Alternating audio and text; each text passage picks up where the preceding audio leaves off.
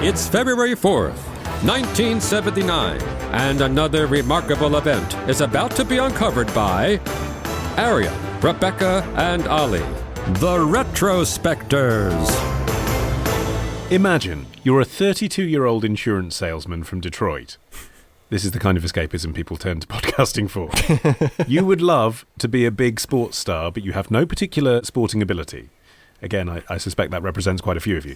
Well, if the year was 1979 and your name was Barry Bremen, then on this day, you would don a full Kansas City Kings uniform and join the basketball team on the court unannounced for a pre-game warm-up, thereby launching your career as the great imposter.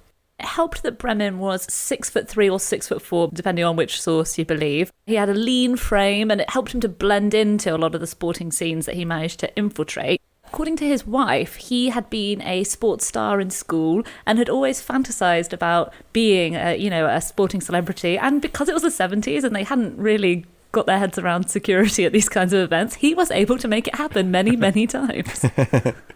One of the problems on that very first outing was, though, that he actually wasn't very good at shooting, and so he grabbed a basketball in his full Kansas City Kings warm-up suit and was shooting, but he just missed every single time. And the players who were all around him, they're the NBA All-Stars, and they thought this was so hilarious that, they spotted him immediately, and they started feeding him the ball and just laughing at how bad he was. So it wasn't as if he was getting away with it. But I think that's probably the best kind of imposting in a sports scenario, isn't it? Because actually, once you've got past the initial kind of, ho, I'm here, look, I made it onto the pitch, aha! Yeah. You have no more material to follow on from that. You're not a sportsman. No. And actually, you want someone to come and take you away so that you've got the anecdote. You don't want to be playing basketball with the NBA for longer than 5 minutes.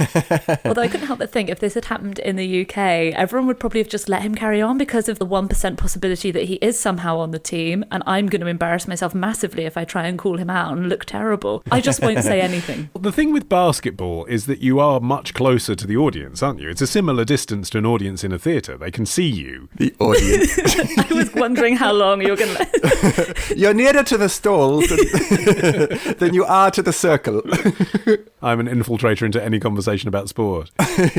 Whereas I think on the baseball field, you can actually really get away with it, as he did later, if the team are supportive and they think it's funny, because the audience of spectators aren't able to see, really, unless the camera's on you and they can see on the big screens at the pitch. They're not able to see who you are. Well, in 1979, he also did a stunt where he tried to be a Dallas Cowboys cheerleader. And I don't know if you've seen the photos, but he really doesn't make anywhere near convincing enough a cheerleader for him to be able to have done more than run onto the gridiron wearing the outfit. He's got a sort of blonde wig and is wearing a mini skirt and so on, but he's really not going to pass as a cheerleader. But you're right, when he does that stunt where he dresses up in a New York Yankees uniform and goes to an all-star baseball game in Seattle, also in 1979, I've seen the footage of it, and you can actually hear the audio of him talking to the players in the outfield, and he's saying things like, "Hi, I'm an imposter." And they're all just going with it. They're like, cool, yeah, who are you? One of them says to him, "Where did you get the uniform?" And he's like, he said he had it made. And I was like, oh, that's so weird. Now, like, everyone who goes to any sporting match is wearing the uniform. But back in the 70s and 80s, this was before the time when selling, shirts and jerseys was like a big part of a club or team's revenue. And so he had to actually actively, steal in the first place that Kansas City Kings outfit and then have New York Yankees pinstripes made up for him. And Bremen said that as his career, as his stint as a sports imposter went on, and he himself gained a level of fame and notoriety, the players themselves became instrumental in helping him. So they were able to assist him in getting the uniforms, getting access to the right places to invade the pitch at the right time. They saw it as a good laugh. He said, he told an interviewer, they always have a good time pulling something off against the establishment. That's why it's been so successful. And it was an interesting thing of where, as he became famous, he ended up becoming quite friendly with some of these people. He's quite friendly with some sports commentators, coaches, players and stuff. So in a way, he did end up becoming part of the sporting industry, albeit in a very unusual way. Yeah, I mean, the media supported him. The reason that you could hear that audio of him on the baseball pitch in Seattle is because he'd actually been given a microphone by the TV programme who were going to broadcast the footage. They said that they wouldn't lie for him. They wouldn't say that he had press accreditation, because that was one of his ruses to get in very often, was he'd create a fake media agency with him as the sole representative and then invade the pitch or the court where he was. But they said that they'd film him and give him a microphone. My favourite line from that is he goes up to one of the players and says, "Hey, I'm Barry Bremen, I'm an imposter." And he goes, "I am too, man."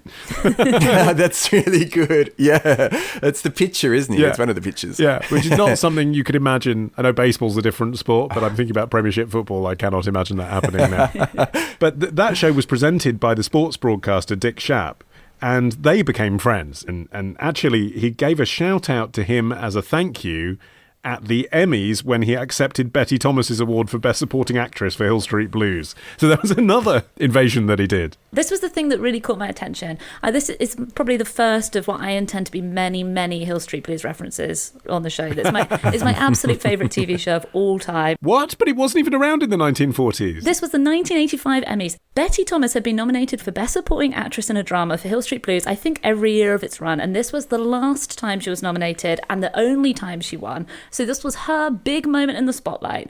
And instead, Barry Bremen, who had, again, he'd got a front row seat just by paying for a top tier ticket and putting on a tuxedo. I don't know if you're still able to do this now.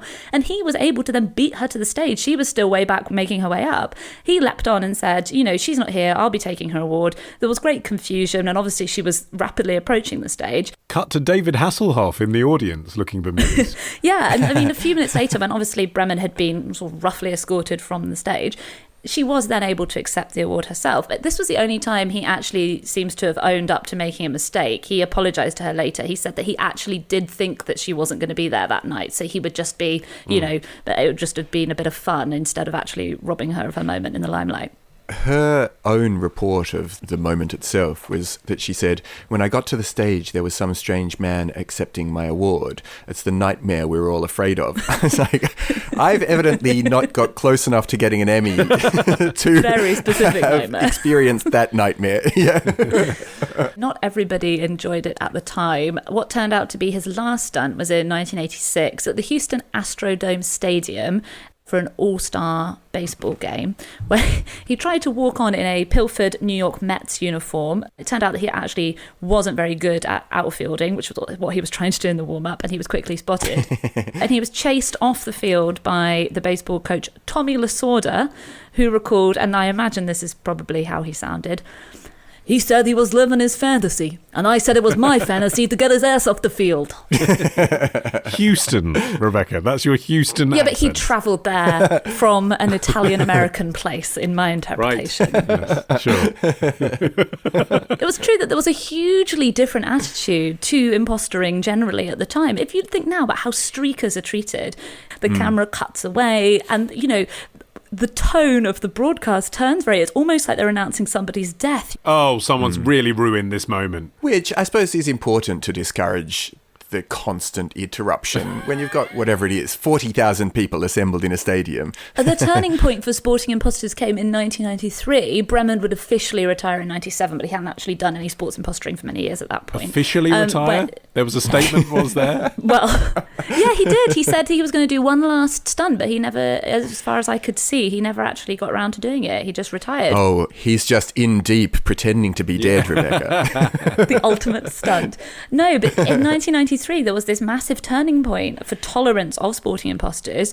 The teenage tennis star Monica Seles, she was billed as being the next great female tennis star. She was stabbed on court during a match. She was sitting at the sidelines, taking a drink of water, and a deranged Steffi Graf fan stabbed her in the back, and it was obviously awful. She wasn't seriously injured, but it damaged her, as you can imagine, psychologically. She never regained the amazing form that she'd been on before. And that really changed the whole perception of whether or not it was funny when a member of the crowd rushed on, and interrupted proceedings. And Bremen said himself when he retired that not only had security got much harsher, but he didn't want to be mistaken for a crazy person. Did you see in 2016 two imposters got on the parade float in Manchester with all the genuine Team GB medalists That's amazing. in the official Champions Parade? Yeah, it was great. They got busted live on air by a Sky correspondent. They said that it had gone much further than they intended it to. Yeah. They just thought it would be funny, and they were sort of waved onto the bus, so they just went along with it. But again, they had the outfit. They had the Team GB outfit, which had the again now outfit. you can buy in the store, but they had it with a fake medal.